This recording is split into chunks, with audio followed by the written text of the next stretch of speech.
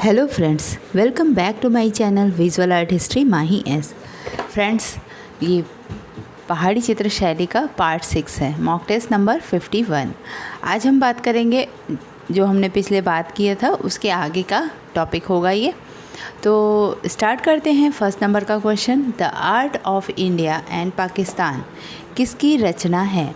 आनंद कुमार स्वामी, WG Archer, BECIL grey या इनमें से कोई नहीं? तो इसका राइट आंसर क्या हो जाएगा? आर्ट हिस्टोरियन जो थे वो ये बेसिल ग्रे थे। ठीक है, बेसिल ग्रे कहाँ के थे? यूनाइटेड किंगडम के थे। इनका जन्म 1904 में हुआ था और ये साउथ केसिंगटन, लंदन, यूनाइटेड किंगडम में इनका जन्म हुआ था। इन्होंने बहुत सारी पुस्तकें लिखी हैं जिसमें Persian painting, Indian painting, the world history of Rashid and Persian miniature, सुंग पर्शलिन एंड स्टोनवेयर, ये सारी इनकी काफ़ी फेमस बुक्स हैं। बुद्धिस्ट केव पेंटिंग एट तुन होंग, ऐसे करके इनके कई बुक्स हैं इन्होंने लिखी हुई है। The art of India and Pakistan भी बेसिल ग्रे का है। ठीक है, तो बेसिल ग्रे एक आर्ट हिस्टोरियन थे, इसके बारे में भी समझ लीजिएगा। इन्होंने एशिया के कलाकृतियों पे, एशिया के चीज़ों पे बहुत सारे बुक्स में इन्होंने अपना वो दिया था, व्यू दिया था। ठीक है, नेक्स्ट क्वेश्चन अब हम पढ़ेंगे पहाड़ी चित्र शैली से। मियाँ मुकुंद देव जम्मू शैली का है, यह चित्र किसने बनाया था? जो मियाँ मुकुंद देव चित्र है ये जम्मू शैली का है और ये चित्र किसने बनाया है? नैनसुख, फत्तू, बसिया या लहरू? तो इसका राइट आंसर हो जाएगा Nainsukh. Right answer is a, Nainsukh ने बनाया था। अब नैनसुख जो था वो जम्मू शैली से भी संबंधित था। उसके बाद सिख में भी उसने काम किया है। तो कुछ कलाकार ऐसे थे पहाड़ी के कि जैसे जैसे विरासत चेंज होती जाती है वो सारे विरासतों में भी जाकर उन लोगों ने काम किया हुआ है। ठीक है, नैनसुख ने एक और चित्र बनाया था, राजा शिकार के लिए जा रहा है। तो इस तरीके के दो इनके चित्र हो गए। नेक्स्ट क्वेश्चन देखते हैं। WG आर्चर ने अपनी पुस्तक Indian painting in the Punjab hills में जम्मू शैली के कितने चित्रों को प्रकाशित किया है? WG आर्चर ने पहाड़ी पेंटिंग्स को Indian painting in the Punjab hills करके जो उनका टाइटल था उसमें पहाड़ी चित्र शैली के बारे में बात किया है और जम्मू शैली की बात करते वक्त उन्होंने कितने चित्रों को प्रकाशित किया है, ये क्वेश्चन है यहाँ पर। तो इसका राइट आंसर हो जाएगा B, 16 चित्रों को। मे भी ये क्वेश्चन आपको इम्पॉर्टेंट नहीं लग रहे होंगे क्योंकि जब आप कोई क्वेश्चन ऐसा होता है कि जो बार बार आपके सामने रिपीटेड होता है तो आपको लगता है कि ये क्वेश्चन इम्पॉर्टेंट है। बट कुछ क्वेश्चंस ऐसे होते हैं जो बिल्कुल ही नए बनाए जाते हैं तो आपको ऐसा फील होगा कि ये क्वेश्चन कहाँ से आ गया, कैसे आ गया। बट अगर डीप में आप स्टडी करते हैं किसी भी बुक का तो आपको ये सब पॉइंट भी, सारे पॉइंट्स आपको नोट करते हुए जाना है क्योंकि एग्ज़ाम्स में ये नहीं देखता कि आपका ये कॉमन क्वेश्चन में है या इम्पॉर्टेंट क्वेश्चन में है। कुछ क्वेश्चन ऐसे होते हैं जैसे 125 UP TGT PGT का टारगेट होता है क्वेश्चंस का, तो उसमें जो 60-80 क्वेश्चंस होंगे वो कॉमन क्वेश्चंस होंगे। बट वो जो 60-80 लास्ट के क्वेश्चन होंगे वो क्वेश्चन ऐसे होंगे जो बहुत ही टफ होंगे। कुछ आप जिसको आप सोचेंगे भी नहीं कि ये क्वेश्चन भी बन सकता है, वैसे क्वेश्चन वो पूछ देता है। तो मेरा मोटो ये है कि आपका कोई भी टॉपिक छूटे ना। मैं लाइन बाय लाइन पढ़ती हूँ और लाइन बाय लाइन आपके लिए क्वेश्चंस निकाल के ले आती हूँ। अगर आपको ये वीडियो अच्छी लगती हो तो आप देखिए, अगर नहीं अच्छी लगती हो तो कोई बात नहीं। बट आई होप, मेरे ख्याल से आपको कॉमन क्वेश्चन की तरफ ही हमेशा नहीं भागना चाहिए कि जो लोग एक ही वीडियोस दिखाते जा रहे हैं पुराने, वही राजा रवि वर्मा ने वो कब बनाया था, कैसे चित्र बनाए थे, तैल थे तो उस पे जो विषय थे वो क्या थे, इंडियन थे। तो ये सारी चीज़ें तो हम जानते ही हैं। जो क्वेश्चन हम नहीं जानते उस पर ज़्यादा फोकस करना चाहिए, उसको आपको ज़्यादा ध्यान देना चाहिए। ठीक है फ्रेंड्स, तो मेरा बस मोटो यही है कि आपको कुछ नए क्वेश्चंस मैं दे पाऊँ। अगर आपको अच्छा लगे तो अच्छा है, नहीं अच्छा लगे तो आप मत देखिए वीडियोज़ को, आप अपना उन्हीं क्वेश्चंस को देखते रहिए, कोई प्रॉब्लम नहीं है। ठीक है फ्रेंड्स, तो स्टार्ट करती हूँ नेक्स्ट क्वेश्चन। 4th नंबर का, जम्मू शैली में श्रृंगारिक और रोमानी विषयों का चित्रण हुआ। और कब हुआ। मेरा क्वेश्चन इस तरीके से होता है कि स्टेप बाय स्टेप अगर आप बुक्स पढ़ रहे हैं तो भी आपको इस तरीके का नॉलेज मिलेगा, और राजाओं से भी रिलेटेड मैं क्वेश्चंस बना देती हूँ, जिससे आपके कलाकार, उसके विषय, उसके विशेषताएं, सारी चीज़ें क्लियर होती चली जाएं। जम्मू शैली में जो श्रृंगारी और रोमानी विषयों का चित्रण कब से होना शुरू हुआ था? 1750, 1850, 1800। ठीक है, तो इसका राइट आंसर 1750 ही है। ठीक है, नेक्स्ट क्वेश्चन देखते हैं। रोमानी और श्रृंगारी चित्र जो थे उनके विषय क्या होते थे? चित्र तो बनते थे रोमानी और श्रृंगारी, तो क्या किसके बनते थे ये भी जानना ज़रूरी है। राधा कृष्ण, विरहिणी मृग, गीत संगीत का आनंद लेते हुए स्त्रियाँ। तो पहाड़ी चित्रों में ये सभी का चित्रण होता था, जिसमें रोमानी और श्रृंगारी चित्र बनते थे। ठीक है, नेक्स्ट क्वेश्चन। राजा संसार चंद्र सिखों के साथ इस शैली का चित्र है। तो किस शैली का चित्र है इसमें पूछा है? चंबा, जम्मू, सिख या इनमें से कोई नहीं। संसार चंद्र की बात आती है तो हम कांगड़ा से रिलेट करते हैं, बट यहाँ पे कांगड़ा क्वेश्चन नहीं है, आंसर नहीं है। तो ये जो क्वेश्चन होगा इसका राइट आंसर होगा जम्मू। जम्मू शैली में जो राजा थे उनका राजा संसार चंद से संबंध था, इस वजह से कुछ राजाओं ने अपने दरबार में सिखों के साथ उनको मिलते जुलते हुए इस चित्र का निर्माण किया। सिख भी यहाँ कंफ्यूज करने के लिए है कि कहीं सिख शैली में तो नहीं है, पर ये जम्मू शैली का चित्र है। नेक्स्ट क्वेश्चन देखते हैं। जम्मू शैली पूर्ण रूप से कब परिपक्व हुई? अब जम्मू शैली जो थी वो कब स्टार्ट होती है, कब परिपक्व होती है, ये सारी चीज़ें हम जब राजाओं के बारे में बात करेंगे तब करेंगे। जम्मू शैली जब परिपक्व होती है, उसका पूर्ण रूप से परिपक्व कब होती है? वो 1750, 1785, 1800 या 1850। इसका राइट आंसर हो जाएगा 1750, 1750 में। 1750 में ये परिपक्व होती है जब ये वाला चित्र बनता है राजा संसार चंद्र वाला। इस प्रकार ये जो चित्र थे वो जम्मू शैली में बनाए गए थे, और राजा आनंद देव और राजा घमंड चंद्र, दो कांगड़ा शैली के कलाकार के साथ राजा संसार चंद्र के साथ भी इसको चित्रित किया गया है। तो इस तरीके से जब हम बात करेंगे कांगड़ा शैली के राजा जो थे, एक्चुअली कांगड़ा शैली भी और जम्मू शैली, ये सारी शैलियाँ लगभग पैरेलल चल रही थी, और जो राजाओं से अंतर संबंध थे उसको लेकर भी चित्र हुआ करते थे। तो ये सारे जो चित्रण हुए हैं ये जम्मू शैली में के अंतर्गत 1750 के अंतर्गत हुए हैं, और उसको जम्मू शैली का परिपक्व रूप कहा जाने लगा था उस समय। ठीक है, नेक्स्ट क्वेश्चन नंबर 8। जम्मू शैली में भवन चित्रण किस प्रकार में किया गया है? पहाड़ी शैली में किस तरीके का भवन चित्रण किया गया है? कुछ जो हुआ है वो मुग़ल शैली का अनुकरण लिए हुए हुआ है। ठीक है, तो इस तरीके से मुग़ल शैली जैसा यहाँ पर प्रभाव है जम्मू शैली के भवनों पर। तो इससे राइट आंसर इसका बी हो जाएगा। मुग़ल शैली का भवनों पर प्रभाव है, न कि चित्रों पर। भवनों पर उनके प्रभाव है मुग़ल शैली का। ओके, अब नेक्स्ट शैली पुच्छ शैली।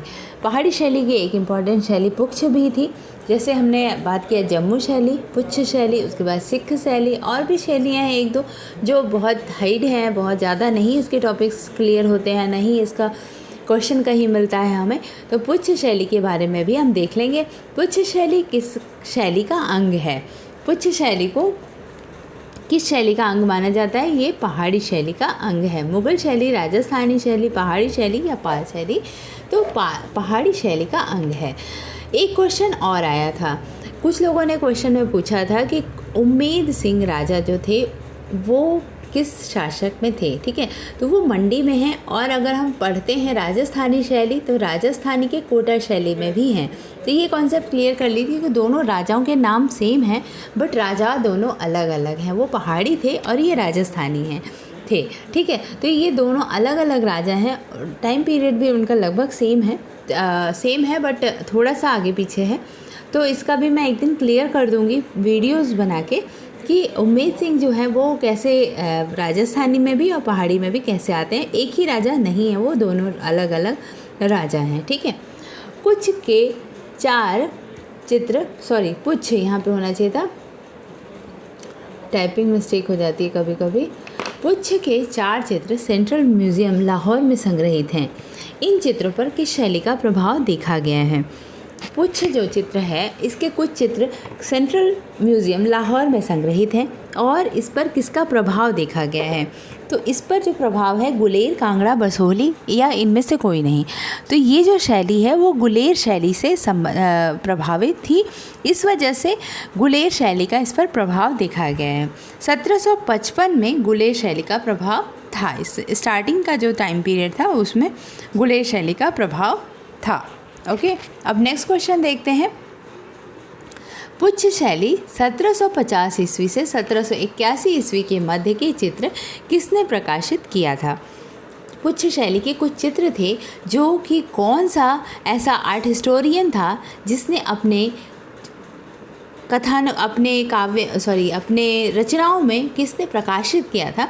WG आर्चर, आनंद कुमार स्वामी, राय कृष्णदास या इनमें से कोई नहीं। तो पुच्छ शैली पर अगर रिसर्च कर रहा होगा तो WG आर्चर ने किया है, जो कि 1750 ईस्वी से 1781 ईस्वी के मध्य के चित्रों को उन्होंने लिया और अपने पुच्छ शैली के वृत्तांत में उन्होंने जब डिस्क्राइब कर रहे होंगे पुच्छ शैली का, तो उन्होंने उसके कुछ चित्रों को प्रदर्शित भी किया था। तो इस वजह से WG आर्चर यहाँ पे राइट आंसर हो जाएगा। और इन चित्रों में संतों का, गायक का, गायिकाओं का, नायिकाओं का भेद इस जो इन्होंने डिस्क्रिप्शन दिया था उसमें इन्होंने उसका चित्रण दिखाया था। किसका किसका? संतों का, गायक, गायिकाओं का और नायिका भेद है। ठीक है, तो इस तरीके के चित्र इन्होंने WG आर्चर ने प्रदर्शित किए थे अपने 1750 और 1781 के टाइम पीरियड के जो चित्र थे पुच्छ के, उसको। ठीक है, पुच्छ शैली के चित्रों की विशेषताएं क्या थी? महिला सेविकाओं की ऊंची टोपी पहने हुए दर्शाए गए हैं। मुस्लिम समुदाय के द्योतक हैं, A तथा B दोनों या इनमें से कोई नहीं। तो इसका राइट आंसर हो जाएगा C, A तथा B दोनों, क्योंकि महिला सेविकाओं को जो ऊंची टोपी, जैसे आप समझ सकते हैं ऊंची इस तरह की टोपियाँ जो होती थी उनकी कुछ ऊंची टाइप की बनाते थे और उनको प्रदर्शित किया गया है और मुस्लिम समुदाय को भी प्रदर्शित किया गया है। कुछ समय के लिए जब मुस्लिमों ने भी इस पुच्छ पर आक्रमण कर लिया था तो मुस्लिम समुदायों का भी चित्रण होने लगा था। इस वजह से ये दोनों राइट आंसर हो जाएगा। पुच्छ शैली के चित्रों की विशेषताओं में महिला सेविकाओं को ऊंची टोपी पहने दर्शाया गया है और मुस्लिम समुदाय का द्योतक दिखाया गया है। ओके, अब नेक्स्ट क्वेश्चन देखते हैं 14 नंबर का। पुच्छ शैली कब तक उन्नत हो चुकी थी और अपनी निजी रूप ग्रहण कर चुकी थी? पुच्छ शैली पे प्रभाव पड़ा था गुलेर शैली का, क्योंकि गुलेर शैली के कलाकार वहाँ आकर रहने लगे और जो संरक्षण मिला उसमें बहुत सारे कलाकार, पहाड़ी कलाकारों के साथ ऐसा ही हुआ है कि उन्होंने राजाओं को, जैसे पुराने राजा का पतन हो जाता है तो नए राजा के दरबार में चले जाते हैं और उनका वहाँ पर पुरानी शैली का प्रभाव उस पर देखा जाता है। अब हम क्वेश्चन पढ़ेंगे, पुच्छ शैली कब तक उन्नत हो चुकी थी और अपना निजी रूप ग्रहण कर चुकी थी? 1775, 1775, 1780, 1785, 1790। तो राइट आंसर इज A, 1775। 1775 में इन्होंने पुच्छ शैली का उन्नत हो चुका था, पुच्छ शैली की उन्नति हो चुकी थी और इन्होंने अपना एक रूप ग्रहण कर लिया था। पुच्छ शैली के चित्रों की विशेषताएं बताएं। अब चित्र में विशेषताएं क्या होती थी? चटकीले रंग, सपाट रंग भरे गए और लाल तथा पीले ज़्यादातर प्रयोग में लाए गए।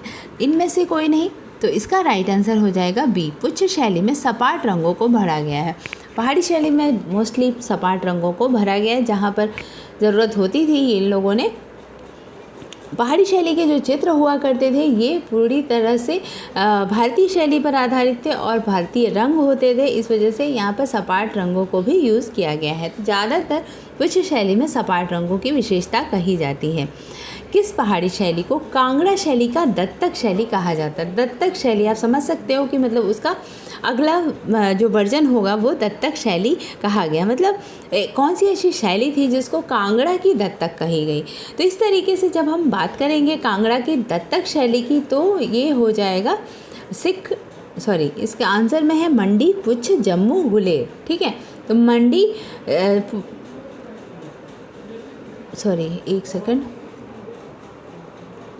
यहाँ पर एक और शैली का नाम होना चाहिए था सिख। ठीक है, जो कि मेरा मिस्टेक हो गया है। ठीक है, तो यहाँ पर आप जम्मू को हटा के सिख कर लीजिए। सिख शैली थी जिसको कि कांगड़ा शैली का दत्तक शैली कहा गया था, और ये 18वीं शताब्दी में पंजाब तथा पहाड़ी राज्यों में कांगड़ा शैली की समरूप थी, और उसे सिख शैली का नाम दिया गया।